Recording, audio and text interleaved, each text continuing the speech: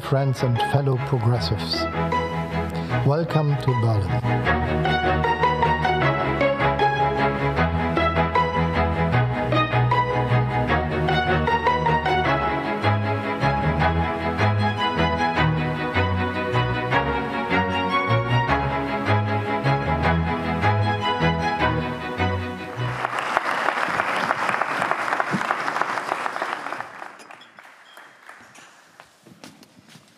Maybe you center now. No. You're the guest. You get the hot seat.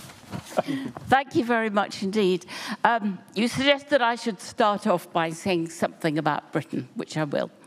We are 13 days away from an almost certain Labour government, first time for 14 years. Most of my life has been lived under Conservative governments in Britain. So these moments when Labour suddenly breaks through are rare moments of wonder, and this time exceptional, I think, in that we have lived through 14 years of by far the worst government within living memory in Britain, a disgrace in every kind of way, starting with its economic response to the financial crash, which was a sort of anti-Keynesianism in its extreme of austerity that left us slowest and last to come and worst to come out of the effect of that. And then, of course, we had, after that, we had Brexit, a calamity. We had Boris Johnson, another calamity. And then we had COVID, and his appalling behavior during COVID when people couldn't see their dying mothers because they obeyed the rules that he put out on television every night while he was having parties in Number 10. And that cut really deep in terms of distrust of all politics and everybody at the top. It was truly, truly damaging. And followed, of course, you wouldn't think you could get worse, by Liz Truss, who crashed the economy all on her own in just 45 days. So now we are on the verge of transformation, and we feel really good. And we always seem to be out of sync with the rest of Europe in one way or another. So we arrive in a state of enormous optimism and enthusiasm. We usually arrive as the drag anchor destroyers and wreckers of Europe in every way we can. This time we find ourselves in a very different mood and national attitude. But Labour will inherit a terrible legacy, and I'm particularly pleased to be talking to both of you today as people from two progressive governments who might be able to give words of advice and wisdom and maybe some warnings as to what a new progressive government, probably with a large majority, should do and not do. We have Keir Starmer, who has produced something of a miracle in that nobody thought it was possible to come from the worst crash in Labour's fortunes just in 2019 to this position now. It's been quite remarkable, and it has been absolutely ruthless determination to focus on winning, winning, winning, and nothing else get in the way, because there's no point in being right and virtuous if you then lose and can't actually implement anything. We have Rachel Reeves, this will be our first woman Chancellor of the Exchequer, who very much in the theme of this conference talks about securonomics, which is a good word, because it is about the things we've been talking about here, which is both security and domestic policy, social security, security in housing and jobs, and street life and community, as well as the great global threats, global warming, and climate change, the war in Ukraine, and the many other threats that face us around in the Middle East. So I want to ask you both, first of all, to give us some advice. Patrick, I mean, there you were, very close to Obama, and now very close to Joe Biden. Tell us how. I mean, there seems to be a bit of a warning that both of them did real good. Look at what Obama did to healthcare. You look at what Joe Biden has done to the economy. Remarkable what he's pulled off and managed to get it through Congress and all of that. yet doesn't seem to reap the rewards he deserves for it. So what is the warning there? What should you be careful of? What is it that progressives can get wrong? And it was certainly true of the Blair and Brown era, that they could do a lot of good and never really get the credit for it. Well, Polly, let me just first thank you for starting us off on a note of radical optimism that is in short supply in too many parts of the world, particularly in progressive spaces. It really matters. I am somebody who is, clearly of the left. If you look at my CV, but I've always been worried about my family. There's a lyric from Billie Holiday that I really love and really defines the politics that I come out of, where Billie Holiday said, "I've been down so long that down don't worry me." And sometimes I fear that too many of my friends are too comfortable being down, and we're always kind of like saluting that and not seizing every opportunity in front of us. So brag a little bit about what you all have achieved and what you're on the cusp of. It's a big freaking deal, and we should all, it's commendable, and we've all got to like celebrate with you. Now, on the warning front, there are so many things I can say, Polly. First thing I'll say is, if you come into politics and you go into government with the expectation that you're going to receive credit for the sun shining tomorrow, you're in the wrong business, right? As Bill Clinton once famously said, government and by extension campaigns are always about tomorrow and never about yesterday, never ever about yesterday. So on day one, you have to recognize that you're already drawing down on the currency that's been given to you, and you have to make a decision about how you want to continue to deplete your reserves. You're going to walk in with a tremendous amount of popularity, and the biggest mistake that you can make on day one is to try to hold on to that popularity. You have to say, all right, we know that there are going to be consequences for every decision that we make, but let's make sure that as we draw into that reserve, it's for things that are going to create durability into the future, durability for society, but also durability for the kind of majorities that we want to create. I'll never forget, Polly and Wolfgang, the night that we got the healthcare bill, Obamacare, through Congress. The president threw a reception for the senior staff in his private quarters, and he ran around just toasting everybody, thanking them for their hard work. And when he came to me, he clicks the glass with me and he says, "You know we're going to get our butts kicked for this now in the midterms." And I thought, wow, thank you, sir. But he was right, but there was an understanding that he had that this is how we're going to draw down on this currency, and this is what it's going to mean well into the future, and it's worth it to take the immediate hit. If you're fearful of that, you will never, ever get big things done at all. So that's the first thing I'd say on advice, having clarity on how you're drawing down on that reserve. The other thing I'd say is not about policy, but is about the attitude that you have to adjust yourself to for the moment that we're in now. You mentioned folks not getting credit in the past. No one will ever, ever get any credit into the future because of the fractured communications ecosystem that we're in now. And as progressives, instead of just whining and complaining about those fractures, we've got to figure out how we own those spaces and recognize that we no longer live in the age of institutions, but rather in the age of individuals. So there's a way that we have to create amplification around our North Star goals that's driven through individual profiles that have a set of values that the core voters who elected us and brought us to the dance care deeply about. I'll stop there. Thank you. Wolfgang, what is the new narrative that Olaf Scholz needs to win the election next year? Does there need to be not necessarily a new narrative, but maybe a new way of talking about what progressives are for, why they're so necessary?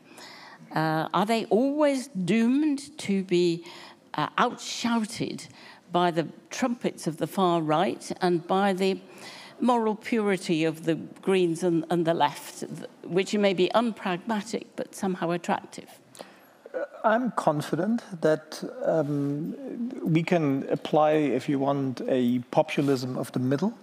And by that, you can actually reconnect with many of what some nowadays call normal people. Most of the people in Germany and across the world are not college or university educated, middle or upper classes, as all of us here and all the journalists and all the politicians in Berlin. So to understand what drives people and what concerns them, I think that's the main issue. The problem that you have outside election campaigns, how to get that message through to people, because if you're not very masterful in using social media and get directly to citizens, you are dependent on that filter that is the journalists that sometimes are more interested in what Scholz would call politics of politics, whom against whom, who's winning, what does it do to the party, where are they standing in the polls, rather than what are you actually doing for people. And election times is when you have this great conversation with the electorate, with people. Most of them don't really think too much whom they want to vote for. That's happening in the few weeks or months before the election, and that's when you can start this kind of conversation. And I think it is very important not to disappoint people. So those who voted for you should feel that this was the right decision. And that obviously is a bit complicated when then Russia wages a war against another innocent country that has a deep impact also on our economies. Now, and we see that basically all over Europe, and even we see the impact in the US, and high inflation, no real wage growth have an impact on people. So what we promised with also increasing the minimum wage and respecting everybody, people did not feel that. And I'm confident that we will get there in time when the elections are due in hopefully September 2025. I rather liked it when earlier today Olaf Scholz was here in conversation, and he was challenged, I thought, a bit aggressively from the left on saying, you know, progressives have just become too technocratic to inspire people and to inspire votes.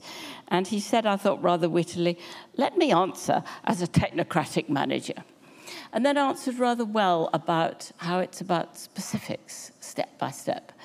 Things you actually do when you're in power, the practical, physical things that people might actually notice, as opposed to the lofty vision.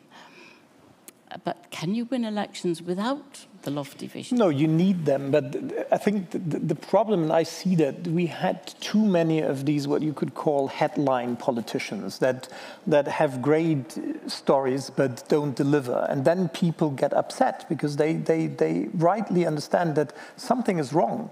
The problem is we need to kind of reverse engineer that a little bit and changing stuff and getting things done and come up with kind of an overall explanation of what we're doing, because people don't see actually what is behind that. And that, for us now, is the task at hand, to make out of what Olaf Scholz described a good story. In the last election, I think we were able to nail it, because we said basically two things. One is that phrase of respect, and that everybody, regardless of his or her occupation, deserves respect. The counter-narrative to that basket of deplorables that we heard from another candidate in another election.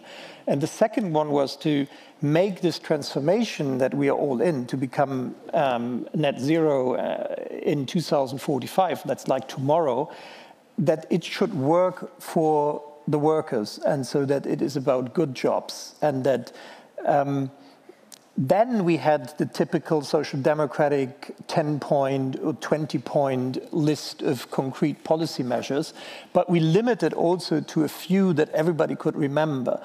And I think that is the task at hand for the next election then. But as we all know, a week is a long time in politics, and at the moment we are trying to fix things. And my hope is that even though elections are not won on what you achieved in the past, people will hopefully then, looking back, have a feeling, or this government was actually better than at the moment we think it is. Can I say something to that, Polly? Is that right? You know, and by the way, Wolfgang, it's always a good sign when you say something out of form and the columnist starts writing notes. So that populism of the middle, I think, is going to get quoted. So on this notion that we have of the next election, I heard that phrase from you, Wolfgang, and I want to just like snatch it for a second, because I respectfully want to say that for me, I feel as if we're still operating with a 20th century mindset about things like that. There's no such thing anymore as the next election. The day after you win, as you all will discover in the UK, the next election has already started, right? We live in constant and incessant news cycles, and it's all a beauty contest every single day, every day of the week. And if we don't have that mindset in the first instance, we're going to be challenged. Now, here's why that's important for me. Everything that you just said about policy prescriptions is dead on. I sympathize with the Chancellor as a technocrat on the nitty-gritty details. We used to have this saying in American politics that came from Mario Cuomo, that we campaign in poetry, but we govern in prose. But there's a way that we have to maintain that poetry throughout all of our policy achievements. And for me, it is a poetry of contestation. For example, for Joe Biden in America right now, one of the challenges is that he wants to spike the ball and talk about his achievements. People can't hear that. They can hear that if you set your accomplishments in the context of ongoing fights and struggles. For instance, you bring down the cost of prescription drugs for seniors. In the next breath, or in the first breath, you have to help the voters understand. Right now, today, there are 12 lawsuits that are ongoing from all the major pharmaceutical companies who are trying to stop us. And guess who's supporting them? The MAGA Republican extremists and Donald Trump are supporting the big pharma and those lawsuits. We rolled back the fees in banks. The banks are trying to stop us right now, today. Who's supporting the big banks? MAGA and Trump. You can go down the line and talk about the things that you've done, but you have to introduce immediately the ongoing fight and struggle that then forces a choice on the listener about the trajectory into the future. That's very good, very good. Just win it for us, will you? The whole progressive world is holding their breath for you to win it. I want to pick up what you said about respect, because I think that's really important in America and across Europe, and the rise of the right. How do you restore esteem to people who feel that they are not esteemed, who feel they don't count?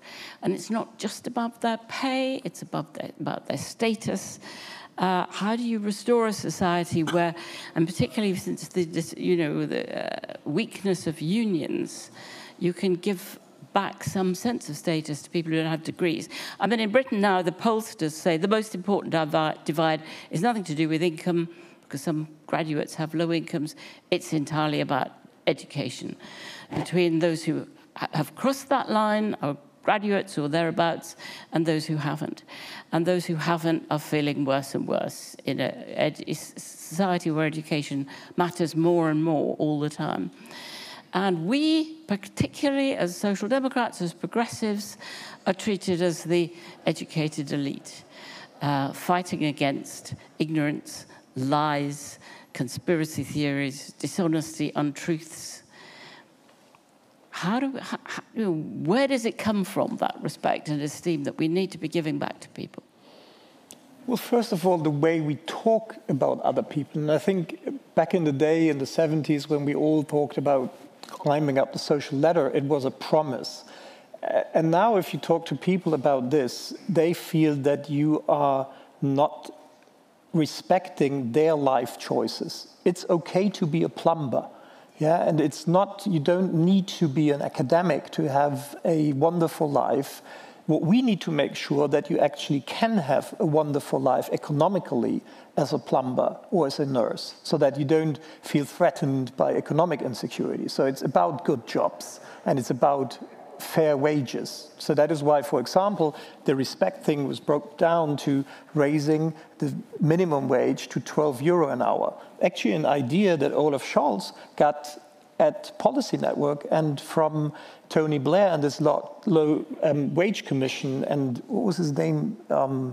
Lord Late? No, the first head of the low pay commission. And I remember visiting him with Olaf Scholz, and we discussed that. And a few years later, the SPD started campaigning on a minimum wage, and it took us 15 years until we got it done, but finally we got it. And I think that was a wage increase, like in the case of Germany, for 6 million people, and the biggest wage increase in ages. So that makes a difference. And that is one bit of where I think this respect can be transferred into concrete action and where people understand what we mean. And then this horrible word of compensation. Know that, yeah, transformation will bring change, but we will then compensate the losers of it. People don't want to be compensated. They want to work, and they want to have the dignity of work, and they want to be respected for their work. And I think that's why the Labour Party is called Labour Party. In the Netherlands, it's called Partij van die Arbeid, and it's not Partij van die Compensation or social welfare. Yeah. How much of this is the spirit behind Trump's success? Oh, it's got everything to do with Trump's success, right? Donald Trump is a real savant. He's a savant of the way we communicate now. He understood that the 20th century ended at around 2012 or 2013. The rest of us, it took us a few years to appreciate that. But he's also a savant of the mood that we are living in. Donald Trump understands that we're no longer in the age of aspiration, but that we're instead in the age of anxiety. I always liken it, Polly, to the Charles Schultz character in the Peanuts, the character of Linus, who walks around with his little blanket, and Linus is terrified that you're going to come and snatch the blanket away. Donald Trump appreciates that the voters that he's talking to, the voters that we need to be talking to, believe that both Democrats and Republicans are going to come and snatch that blanket away, right? That they're fearful of all. And for them, being middle class is no longer an aspirational thing. It's like an anxiety thing. I'm barely holding on. Right now, in November of last year, 61% of all Americans reported that they were living from paycheck to paycheck. 46% of all Americans report that they can't afford a $400 emergency in their life without selling something or borrowing money from someone. It's pretty astonishing for the richest country in the history of humanity. He understands that. He knows that we came through the Great Recession, where folks felt that they were made to pay the price for decisions that were made by corporate America, by the big banks, big auto, the hedge funds, et cetera, and that none of them were held accountable for those decisions. We had an exceedingly slow recovery, and if I'm going to pick on my own administration for a second, folks woke up and they were concerned that not only is there no accountability, we get that there's a challenge on healthcare, but we have housing foreclosures all over the country, and the government does not seem to be addressing that. Fast forward to the moment we're in, coming out of the great exposure of the pandemic, and folks are feeling cost of living increases, they're feeling inflation. For too long, too many people were gaslighting them and telling them it was transitory and it was not something to be concerned about, whether they were feeling it at the pump, feeling it at the register. And Trump is just really good and entertaining with his negative charisma in the way he metastasizes all of these challenges. I would take it to the demographic existential challenge that so many folks are feeling in my society, in your society, certainly in yours as well, around this question of immigration and migration, which get conflated with questions of personal safety and economic competition of the working class. So he kind of gets that, and despite the fact that this is a man with a gold loo and somebody who inherited $400 million from his father, he has convinced them that he is of them and that he is their great and greatest and only champion in this moment. So all of that is really important. And I'd say it's really important to understand one other thing, Polly. This is true in the US, and I suspect it's true if you look at right-wing movements around the world. In the US, the Republican Party used to have as its centering tentpole this notion of freedom.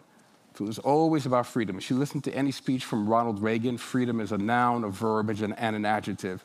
They've given away the tentpole of freedom, and they've replaced it with a centering tentpole of security instead. It's personal security, it's economic security, and it's cultural security. And on all of those fronts, they catch us in a reactive mode instead of a forward-looking affirmative role that says to people, we hear you, we recognize the reality of your experience and your challenge, and therefore. Cultural security. Now, that's part of the same idea, that it's, there is an elite culture, there is the educated culture, and then there's the ordinary people's culture, which is disrespected. Is it really, in the end, just come down to money? Is it just because of the disaster of what's happened in middle to bottom wages being held down for so long, the cost of living crisis being so serious? Is that what disrespect is really made of, that people just can't make ends meet? And that if only they felt reasonably comfortable, had decent living standards? No. Money matters. But money is not everything, as the old folk used to tell me all the time. Look, I come up in the U.S. from the ranks of organized labor, right? I was an organizer. I was the youngest elected executive vice president of the Service Employees International Union in America. My local union had 350,000 members in it, overwhelmingly women of color, who were raising children, raising grandchildren on their own. They didn't have the wages that they deserved. Like my mother, who was a home health aide, they didn't have the benefits they deserved, even though they were giving frontline care to others. So as an organizer, it was my responsibility to figure out how I could give expression to their aspirations and fight like hell to give them the dignity that they needed in work. But I understood always, as I was fighting for them at the collective bargaining table, I understood that there was a distinction between wages and benefits and their sense of social identity. So as a movement, we were always concerned about questions of equity and justice that went well beyond the terms that we were negotiating at the table, that went into community and their notion of how that community was held together. If it was true of those women that I had the privilege of representing, it's true of like all of these other folk who are living in this age where we don't have the same associations that we used to, the same clubs that we used to. It's a period of acute isolation and loneliness and remoteness in the world where folks are seeking a thing to hold on to. It's true for my mother's generation of those women I represented. It's true now for people who are living in rural America, in the suburbs as well. They're looking for that social identity. And I would say to you that beyond wages and benefits, there is a question, I'm going to just be really direct about this. There is a question of demographic existentialism that folks are feeling. It is real.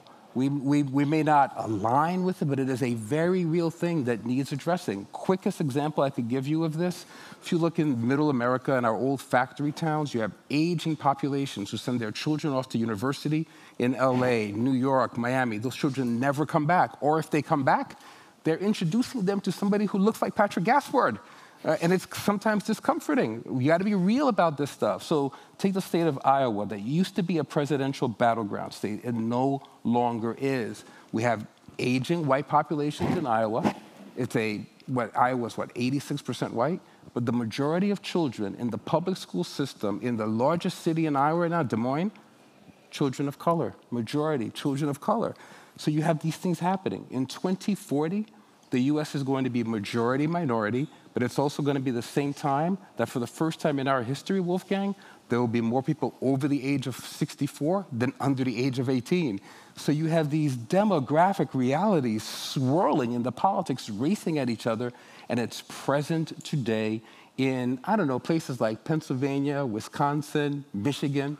If you know anything about American politics, you understand why those states are really, really consequential.